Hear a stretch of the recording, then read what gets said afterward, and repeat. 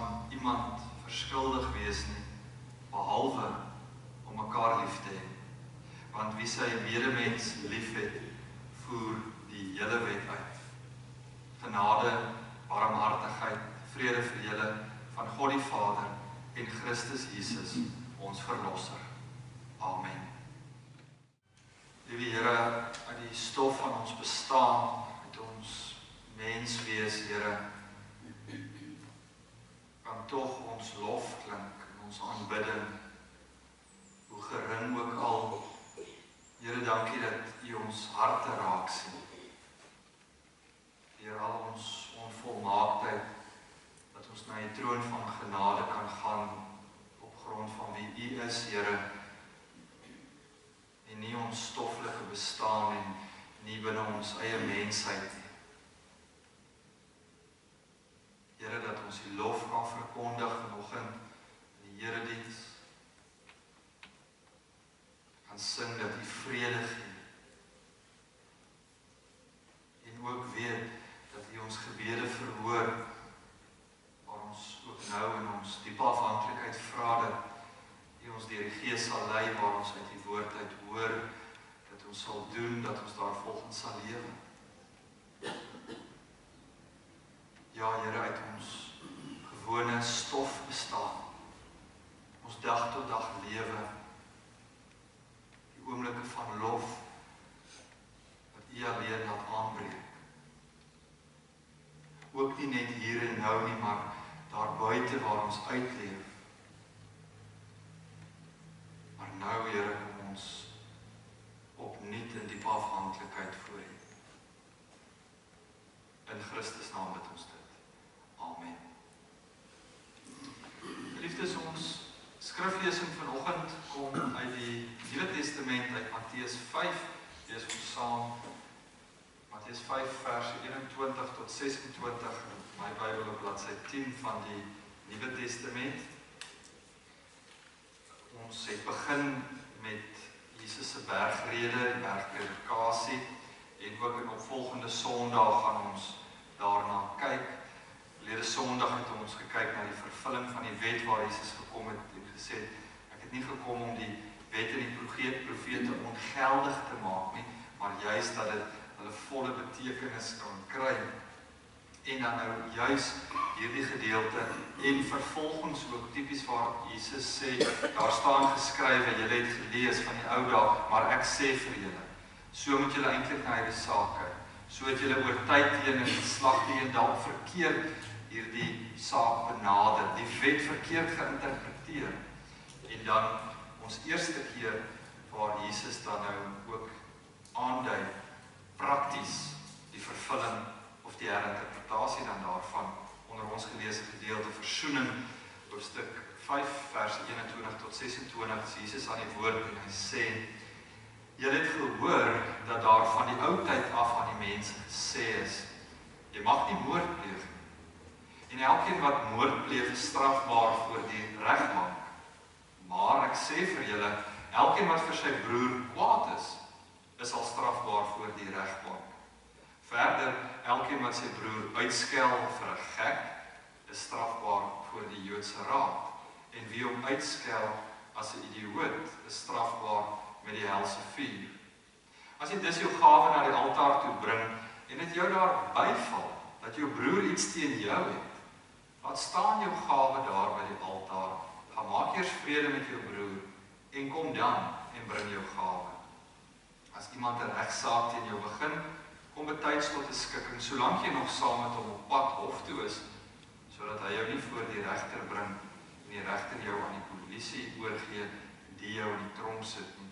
Dit verseker ek jou, jy sal sekerlik nie daar uitkom, voordat jy die laaste sent betaal het. Geliefdes, tot sover ons skriflesing vanoggend. Dit is die woord van die Here. Gras verdor en blomme verwelk, maar die woord van die Here bly ewig staan. Amen. Geliefdes in ons Here Jesus Christus, wanneer ons die gebooie sal voorlees, ons kom dan by hierdie 6de gebod, jy mag nie moord pleeg nie, dan is dit maar menslik dat ons redelik vinnig of vinniger as die gewone, spesifiek daardie gebod lees. Want so in ons harte en in ons gedagtes maak ons alreeds vir onsself ons nou uit. Ek weet wat's waarheid, ek het mos nie iemand vermoor nie, ek is nie skuldig hieraan nie. So, hierdie gebod, is ek nie reg. Die ander dalk, so hier en daar, maar hier kan ek maar verby beweeg. En sê ons in die kerk, waar ons kerkmense by mekaar kom, is dit nie die plek waar jy soos in die tronk sal kry die misdadigers, of die geweldplegers. So hierdie gebod sal ons kan sê, as dit nou moet toegepas word, is dit nou vir daardie in die tronke, maar dit is nie vir ons wat hier in die kerkbanke kan sit. Sê ons vir onsself, vir ons gewone mense, het hierdie 6de gebod eintlik maar weinig met ons enigiets te doen. En dit is juist dan daar, in daardie denkraamwerk, en daardie milieu spesifiek met die bergrede, waar Jesus se antwoord die eerste aanhoorders eintlik verras het, en behoort dit ons ook te verras. Hierdie uitspraak. Presies wat Jesus doen, hy sê wat niemand verwag nie, daarom hoor, mense luister, want dit is iets anders. Wat hy geneig is om te doen, veral hier in die bergrede, neem Jesus die bekende gebooie en hy draai dit eintlik om. Let wel, dit keer dit nie op die kop nie, draai dit om sodat die hart as het ware na buite beter ontbloot kan wees. Of dan nou dat die oorspronklike betekenis, die hart, hoe God toe hy die gebooie gegee het, na vore kan kom. Want so is dit duidelik, God het nooit meer die uiterlike, die skyngodsdienst in gedagte gehad. Maar juist die innerlike, as sy wil, om harte te verander. Ons gedeelte, soos ek ook vroeër vlugtig gesê het, volg direk op die verklaring in Matteus 5 vers 17, waar Jesus dan nou juist gesê het, ek het nie gekom om ongeldig te maak. Ek het nie gekom om die wet en die profete af te skaf nie, maar dat dit tot sy volle betekenis kom. So dit is nie 'n wegdoen, 'n weggooi van nie, maar dit is 'n herlees en 'n hertoepassing. Dis wel 'n ander kyk. En deur die bril van hoe Christus dit vir ons wys, ja, leef ons anders. Hierdie gedeelte wat Jesus dan nou hier opper is eintlik 'n baie groot stuk praktiese vir die lewe. Want die skrifgeleerdes het dit gedoen. Hulle sou gelees het die 6de gebod, goed, jy moenie moord pleeg. Pleeg jy moord? Het jy moord gepleeg? Ja of nee? En as jy nee daarop antwoord, dan het jy jou gewete gerus gestel. Dan beweeg jy aan. Maar dis nie die vraag wat Jesus eintlik hier vra nie. Hy vra 'n ander vraag. Christus vra, wat gaan in jou hart op? Ons lees, geliefdes, Jesus sê, ek sê vir julle, luister mooi op die sterk werkwoorde, veral in die Grieks kom dit so na vore. Ek sê vir julle, elkeen wat vir sy broer kwaad is al strafbaar voor die regbank. Verder, elkeen wat sy broer uitskel vir 'n gek, is dit strafbaar voor die Joodse raad. Wie hom uitskel as 'n idioot, is strafbaar met die helse vuur. Die mate van uitskel. En kwaad wees, gek wees, idioot wees. Myns insiens, geliefdes, mag ons 83 vertaling iets wat problematies wees as jy dit begin lees, want jy begin in jouself ook wonder, maar ek was al kwaad, en wat maak jy nou met hierdie woord, jy mag nie kwaad wees nie, klink dit aanvanklik. En ek dink dis juist hier, met diepere ondersoek sien ons dat die kwaad wat hier bedoel word in die oorspronklike teks, is anders as die kwaad soos hoe ons dit sal verstaan, as jy is kwaad vir iets, dis 'n kortstondige kwaad wees. Hierdie kwaad is nie dit nie. Dis 'n langer aaneenlopende kwaad wees. Ons Afrikaans skiet eintlik te kort. Waar is nou 'n woord wat dit beter gaan beskryf? Dalk woede, maar woede is ook ingewing van die oomblik. Maar seker is woede die beste woord wat die vertalers daar kon gebruik. Dis nie gewoon iemand sê of doen iets wat ek nie meer saamstem nie. Jy kan nie help nie, want dis jou emosie. Jy raak kwaad daarop nie. Hierdie is 'n kwaad wat welig tier, is 'n kwaad wat aanhou. Dis 'n woede wat groei. Dis wat Christus hier bedoel met vir jou broer kwaad te wees. En trouwens, met daardie gedagte gaan sien ons eintlik hierdie groeimoment. Want die volgende is 'n uitskel vir 'n gek. Ek seker is dalk die naaste wat mense in die Bybel aan 'n vloekwoord noodwendig sal kan kom. Want 'n gek was in die Aramees wat Jesus gebruik het, die woord raka. As jy dit vir iemand sou sê in Aramees, was dit as ware 'n vervloeking. Jy wys jou misnoot teenoor hierdie persoon. Vir my is jy minderwaardig, raka. Afrikaans vertaal dit baie sagkens. Jy is gekkig man, 'n gek. Dink die Aramees gee baie sterker weer. Want dit is 'n kwaad wat nou al gegroei het. Dis 'n kwaad wat die persoon vir wie ek kwaad is, eintlik nie meer sy menswaardigheid erken. Jy's raka. Jy's 'n gek. Maar dit stop nie daar nie. Dit is ook wat verder groei is die volgende idioot. Vir hulle was dit die laaste strooi in die Bybelse tyd, om iemand dit toe te sny. Dis 'n vervloeking.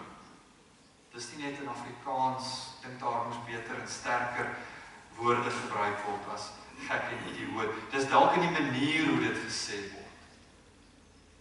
Maar is kwaad wat groei, soveel so dat jy sal sê, jou gek, maar ook dit wat groei, soveel so dat jy hierdie persoon as ware, en dit is waar dit op neerkom, afskryf. Jy's vir my niks. Broer word jy genoem, maar ek geld dit jou nie meer. Geliefdes, en is juis hier waar die 6de gebod sy dieper betekenis kry. Ja, Jesus begin by die uiterlike wat hulle verstaan het van die 6de gebod, jy mag nie moord pleeg nie, maar hy gaan terug. Hy trek die lyn terug waar hierdie daad van moord sou begin het. En dis die menslike hart. En as ons kyk na 'n vergelykende verhaal, ons het dadelik dink mens aan Kain en Abel. En in daardie verhaal is dit baie interessant dat die teologiese intensie, die skeeftrekking, die groot verkeerdheid eintlik nie alleen net begin toe Kain vir Abel doodgeslaan het. En natuurlik, dit was moord. Maar die teks wil so iets uitwys, daar is 'n aanloop. Daar was 'n aanloop. Trouwens soveel so dat God met Kain gaan praat het.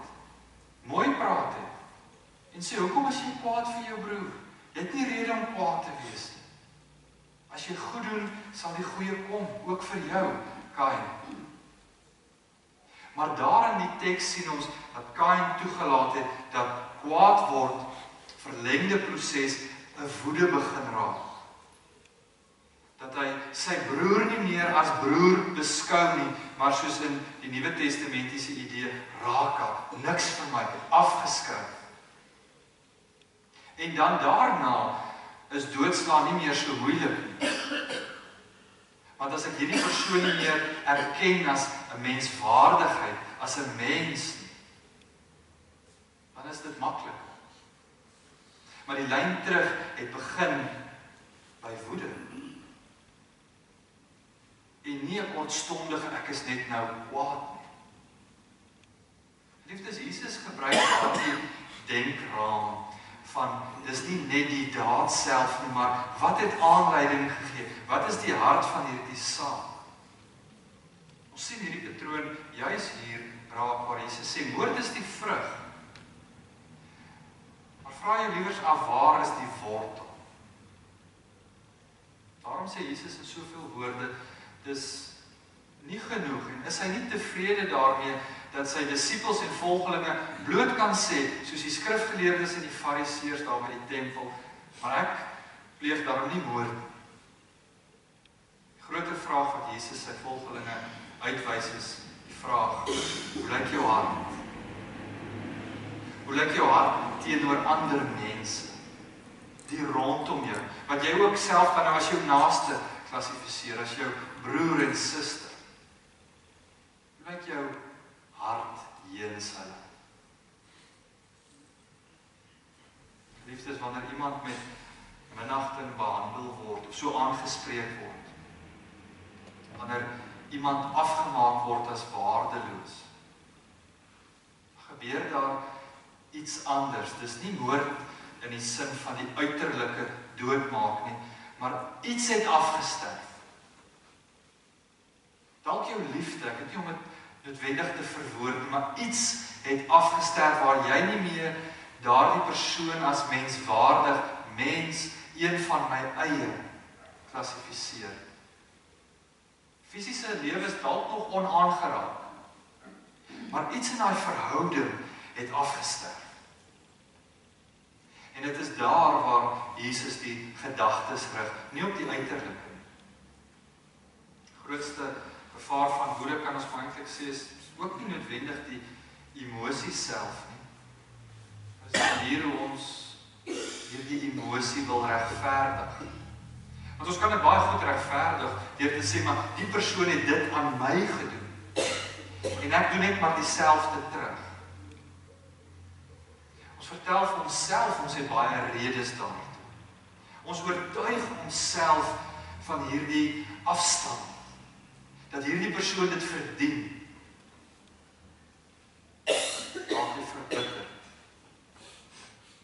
En hierdie verbitterdheid raak later identiteit in die mens ook. Geliefdes, let wel, soos ek vroeër ook genoem het, Jesus sê nie dat gelowiges nooit kwaad word. Kwaad word is 'n emosie wat mens nie kan keer nie. Jy is kwaad of jy is nie kwaad. En dit hang af wat iemand vir jou sê of aan jou doen. Dis nie waaroor dit gaan in hierdie teks. Jesus trouwens het self kwaad geword. Ons kyk na ander Bybelse gegevens in Johannes, sien ons dit veral baie sterk uitgedruk in Johannes 4, waar hy in die tempel kom. Ook in die ander evangelies meld daarvan. Maar dan sien hy wat plaasvind. Hy sien hoe die geestelike leiers die armes uitgebuit het. En hy raak kwaad daaroor. Dis 'n menslike emosie. Maar dis 'n kortstondige kwaad wees. Soveel so ons kan sien hy was kwaad, want hy keer die tafels van die geldwisselaars en die duiwelverkopers om. Jy kan sien Christus spreek hierdie onreg aan. Hy is kwaad. Ja. Dis 'n kortstondige kwaad. Dis nie 'n kwaad wat deel van sy lewe geword het nie. Geliefdes, en ek dink in daardie selfde lyn moet ons onsself ook bevry dalk van iets wat ons lees in die Bybel en nie noodwendig verstaan nie en dan onnodig skuldlas op ons sit oor ons wat mens is en dalk kan kwaad word. Dis wat jy toelaat wat daardie emosie in jou lewe doen. Wat gebeur met daardie kwaad word? Bly dit? Groei dit? Want as jy jouself weer kon kry, raak daai kwaad word jou gesindheid. Gesindheid teenoor die lewe, gesindheid teenoor ander mense, gesindheid hoe jy die lewe benader. En as jy jouself weer kon kry, dan raak dit jou karakter. En dan volg een van die mees verrassende uitsprake, geliefdes, in die bergrede, waar Jesus sy hoorders neem in hulle gedagtes na die tempel toe. En hy sê vir hulle, onthou hoe julle gereeld gaan offers bring. En soos dit dan nou sal wees in die toekoms, as jy 'n offer gaan bring, en jy onthou, let wel, nie jy wat iets teen jou broer het nie, en dit is ook in daardie opsig baie goed vertaal, dit val jou by. Dis nie eers noodwendig altyd in jou hart nie. Dit val jou by, jou broer het iets teen jou. So ernstig is die saak vir Christus. Sê hy, laat staan jou offer. Vir die Jode in daardie tyd is om 'n offer te bring aan die Here, die heiligste oomblik van hulle godsdiens. Die Here sê, laat staan liewer jou offer. Gaan maak reg. En dis nie dat offerhandes en dat Jesus hart en dankbaarheid wegwys of enigiets van godsdienstigheid wil laat wegval nie. Maar hy sê, gaan maak eers reg en kom bring dan jou offer. Jou getrouheid aan God. Gaan maak reg en kom dan terug.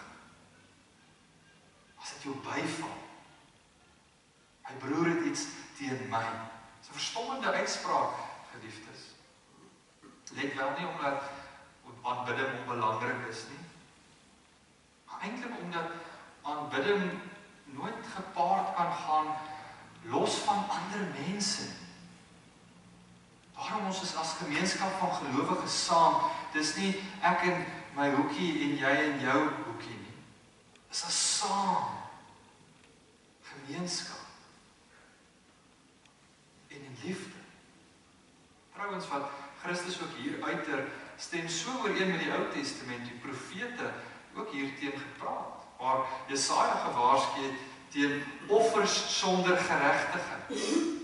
Of Hosea sê, God verwag Israel, nie soos julle sou sê, offers nie, hy soek liefde, geregtigheid, dat dit julle offer aan God dan wees. Of Micha verklaar, dat God nie indrukwekkende godsdienstige vertoning, die uiterlike skyn wil hê nie, maar die hart daarvan, essensie. Is alles in lyn met die Ou Testament. Nie 'n weggooi nie. Vervul, herinterpreteer, lees weer en sien wat dit nog altyd wou sê. En dan sluit Jesus af met 'n beeld, geliefdes, uit die alledaagse lewe. Twee mense op pad hof toe, oor hierdie oneenigheid en dan ook die waarskuwing. Maak reg, voordat wat gebeur vervolgens, die regswêreld, voor die regter as hy skuldig is, polisie, tronk. Ons lees die teks so, met dit in gedagte, maar ek dink, mense moet hierdie saak, hierdie konfliksaak, liewers beskou in terme van ons verhoudings. Want die beginsel is duidelik. En die beginsel sê, konflik wat uitgestel word, raak selde kleiner. As jy iets los, gaan dit nie weg. Bitterheid verdwyn. Inteendeel, dit groei. Ons sien in die Hebreërsbrief veral die mate van groei soos 'n wortel. Sê die Hebreërsbrief dit juis, praat dit van 'n wortel van bitterheid. En jy's daardie idee van, jy sien dit nie. Hoe 'n wortel versprei, maar hy raak sterker. Jy onderskat dit dalk selfs in jou eie lewe. Ander mense sien dit nie eers noodwendig. Wortel werk stil. Soos konflik. Soos 'n wrok wat mens koester. Soos bitterheid. Dit gaan nie net teenoor die mens nie, maar ook in jou eie hart. Soos onverwerkte woede, 'n konflik, sê hierdie gedeelte. Die uiteinde is gevangenskap. Maar eweneens so die gevangenskap van jou hart. Verlore in daardie konflik. 'n Lewe van vryheid kan jy nie leef nie. Want bitterheid, die konflik self is dit wat gevangen neem. Bepaal, geliefdes, hoe ons kyk, hoe ons praat, hoe ons oordeel. Uiteindelik wie ons word. En daarom dat Christus sê, moenie uitstel. Gaan praat. Nie bitterheid koester nie, wrok koester ook nie. Altyd 'n groter prys. Uiteinde gevange wees. In die tronk van jou eie bestaan. Juis as hierdie gedeelte gaan oor die hart van die saak, kyk ons ook nie net aan die uiterlike, die tronk, gevangenskap in 'n regsterme, soos ons noodwendig na hierdie teks sou kyk. Dit gaan die reis inwaarts, in ons eie hart. Geliefdes, en so, aan die einde van hierdie vertelling, kom die vraag ook aan ons. Was dit nie net vir die aanhoorders 'n kritiek teen die skrifgeleerdes oor hulle verkeerde skrif uitleg nie, maar ook aan ons. Vraag is nie, het jy iemand vermoor nie, of jy mag nie iemand vermoor nie, en waak tog net teen moord nie. Vraag is, wat gaan in my hart aan? Wie het ek al reeds dalk in my hart afgeskryf? Wie se naam as ons van bitterheid praat, sien ek voor my? Met wie voer ek steeds in my hart en gedagtes argumente, in konflik? Jy is op pad hof toe voor die regter en jy vind jouself as gevangene. Jy gaan nie uit die saak wen nie. Jy raak jou eie gevangene. Of dan verder, van wie praat ek met minagting as die persoon nie by is? Of is daar iemand met wie ek al opgegee, waar jy sê, maar ek het probeer, hulle wil nie. En ek het lankal op bid vir hulle. Ek het besluit, vergifnis gaan nie hier kan werk nie. Hulle verdien dit nie. Ons eie weer, ons eie op pad hof toe, verskillende weer. Geliefdes, dit sê natuurlik nie, vergifnis is eenvoudig. Wat met mens gebeur, wonde sny diep. So weet ons ook, sommige mense wil nie vrede maak nie.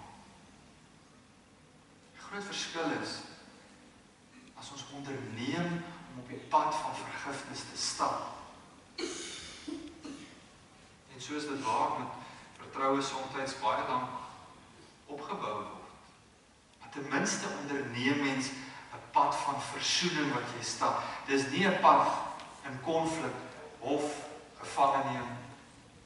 Dis 'n pad van vryspraak. En Jesus vra ook nie, wie is die eerste beweger? Jesus sê, wie is jy die eerste beweger? Ja, maar ek het al probeer. Ga probeer weer. Hy vra nie sy disippels of hulle bereid is om die eerste tree te gee.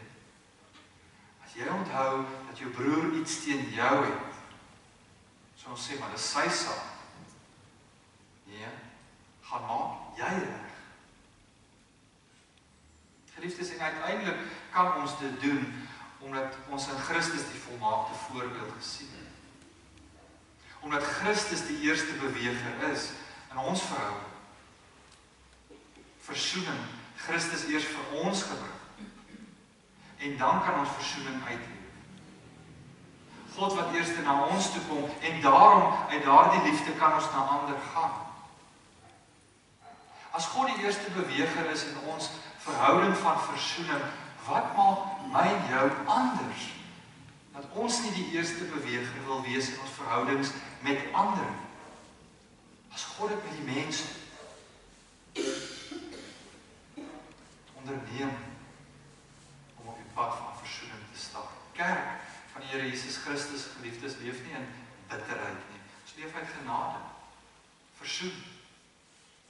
Die kerk kan vergewe omdat ons vergewe is. Ons kan vrede nastreef omdat Christus vrede bring. So vind ons, wanneer die Here ons hart verander. Binne sy wil, binne sy tyd, versoening is nie kits nie. Dan sien ons ook in die proses, hoe ons besig is, om anders te word, vry te word. En dis nie 'n pad, op pad, soos ons hier lees, wat eindig in gevangenskap nie. Dis bevryding. En dis waartoe die Here ons roep. Nie net vir die aanhoorders in ons teks nie, maar ook vir ons. So sê die Here, julle het gehoor dat daar van die ou tyd af van die mense gesê is, jy mag nie moord pleeg nie. Maar ek sê vir julle, elkeen wat vir sy broer kwaad is al strafbaar. Gaan praat. Versoen. Gaan maak reg waar die Here jou ook stuur.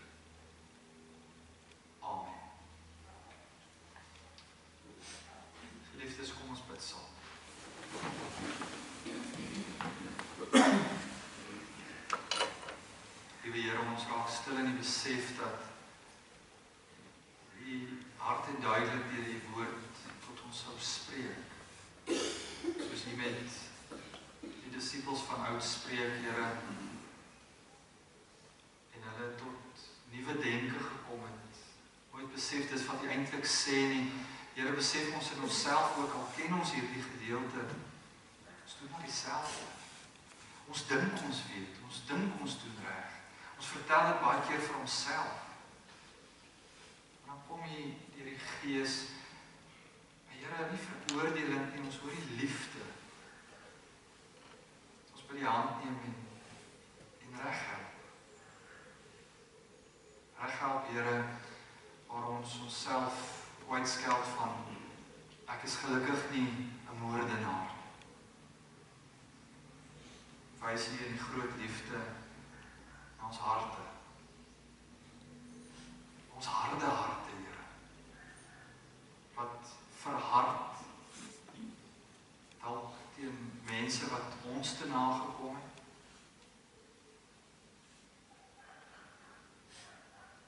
Here, waar ons ander afgeskryf het. Waar ons gesê het, hier nie salf meer te smeer nie en ek gaan nie verder. Here, is ons ook hier in die gemeente saam en dieselfde soos die aanhoorders, waar hy sê, laat staan eers die offer, gaan maak reg en kom dan terug.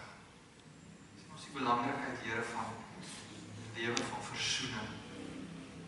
In ons verhoudings, Here, ons weet waar ons moet praat. Dankie, Here, dat U tog in liefde vir ons dit wys. Dat ons onsself nie kon kry in ons eie tronk van bitterheid, 'n wrokke wat ons koester nie, Here. Dat U ons bevry. Here, dat ons kan vergewe soos U ons vergewe het. Vrede leef soos die vrede wat U vir ons reeds bewerk het. Dat ons die voorbeeld volg. Daarom bid ons Vader, neem ons hande, maak ons een. Versterk U self die bande, Here, gee ons die seën. In Jesus naam. Amen.